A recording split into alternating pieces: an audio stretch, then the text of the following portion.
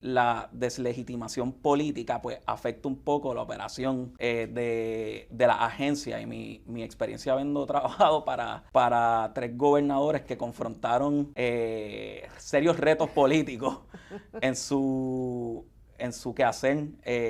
Fuiste de los sobrevivientes. De los sobrevivientes. O de los masoquistas, depende de cómo lo digan. De los sobrevivientes. De verdad que mi historia en el servicio público fue bien particular, porque cuando a mí me promovieron a secretario, quien me promueve, Ricardo Rosselló, pues fue mi jefe como por 6 semanas. Literal. Sí, porque eso fue. Literal, y de repente, ¿verdad? Me renuncia y es uno de los temitas que quiero hablar. Yo le voy a pedir a la producción que comparte una foto, que la compartí contigo ayer.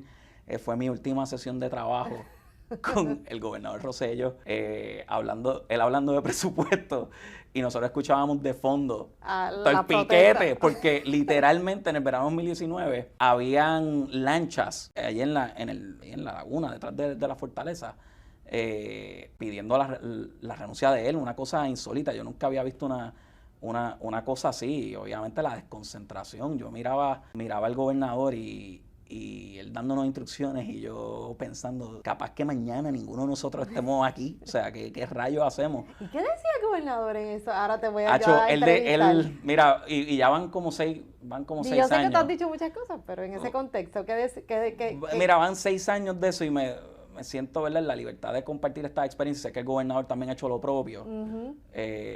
Y quiero hacer el caveat de que yo estoy bien agradecido de él por la oportunidad, y tuvo, ¿verdad?, esa gentileza y la bondad o la generosidad de nombrarme como secretario de Hacienda. Pero en aquel momento él decía, miren muchachos, yo estoy tóxico ahora mismo y yo necesito que ustedes salgan y comuniquen. Y yo, ¿comunicar qué?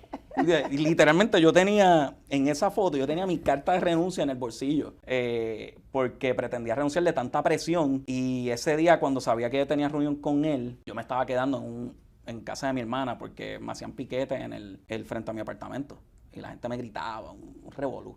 Así que decidí irme una semana a casa de mi hermana, y ahí también estaba mi padrastro, y cuando me iba a ir a Hacienda ese día, ya yo estaba decidido que yo iba a renunciar. Y mi padrastro, que vivió una dictadura en Uruguay, él entendía que Rosselló no debía renunciar, que debía pasar por el proceso de residenciamiento, y que lamentablemente pues yo era el secretario de Hacienda que tenía que acompañar al gobernador en ese proceso de residenciamiento por preservar la democracia. Y pues tengo esa presión de mi padrastro, pero verdaderamente yo no quería estar ahí en ese momento. Ya la presión era bien brutal, y voy a esa reunión y sigo mirando al gobernador, y ya me planteé hasta pararme y entregarle mi carta de renuncia y decirle, mira, gobernador, yo me voy y creo que usted también se tiene que ir. Pero no lo hice, por alguna razón no lo hice, y recuerdo montarme en el carro de regreso de Fortaleza Hacienda llorando como un bebé, de la frustración tan grande. Pero mira, yo creo que mi padrastro tuvo razón. Haberme quedado en Hacienda pues me cambió la vida. Después vino Wanda Vázquez, que vamos a hablar un poquito de todo ese Mira, de todo pero ese proceso. antes de hablar, porque yo creo que sirve de introducción a lo que vamos a estar conversando, ¿cómo ese momento previo a que Ricardo Rosselló renunciara, con todo lo que estaba pasando, mientras todavía no estaba la decisión tomada de que iba a renunciar, como jefe de agencia, cómo tú veías que el gobierno iba a poder operar con nada más con todo lo que estaba pasando alrededor? ¿Hubiese sido factible si no hubiese renunciado? ¿Hubiese sido factible? Yo creo que no, y yo creo que él lo internalizó también. Y él creo que lo motiva a él a tomar la decisión por las manifestaciones que ha hecho pública. Y yo tenía el agravante de que la génesis fueron las expresiones de Raúl Maldonado, de la mafia institucional.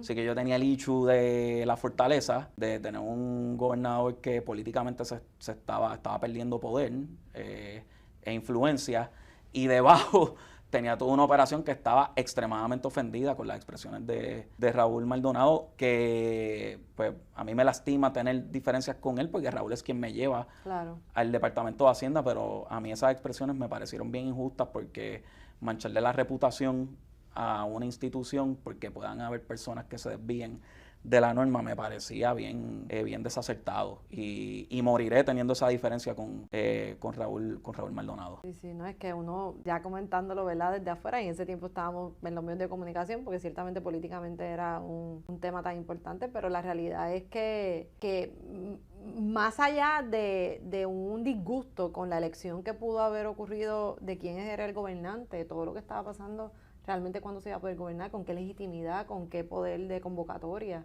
O sea, se convierte en complicado, que sé que de alguna forma los líderes pasan por diferentes etapas. Y es parte de lo que vamos a discutir. Ciertamente la legitimación política es bien importante, porque un gobernador depende de muchos factores. Número uno, que su equipo de trabajo cree en él, porque la confianza tiene que ser un carril de dos vías. Claro. Ciertamente la más importante es la del gobernador, que confía en su equipo de trabajo, pero también su equipo de trabajo debe creer en lo que él está promulgando. No perfectamente, pues hubo determinaciones de política pública de los 3 gobernadores y de los 2 secretarios de Hacienda con los que trabajé, con las que yo no acordaba. No necesariamente coincidía, pero una vez se decide la política pública, pues hay que hacer lo que hay que hacer. Y si las diferencias son tan grandes que no puedes reconciliar con ellas, pues tienes que renunciar a tu cargo y correr entonces en un puesto político, cosas que en mi caso estaban descartadas.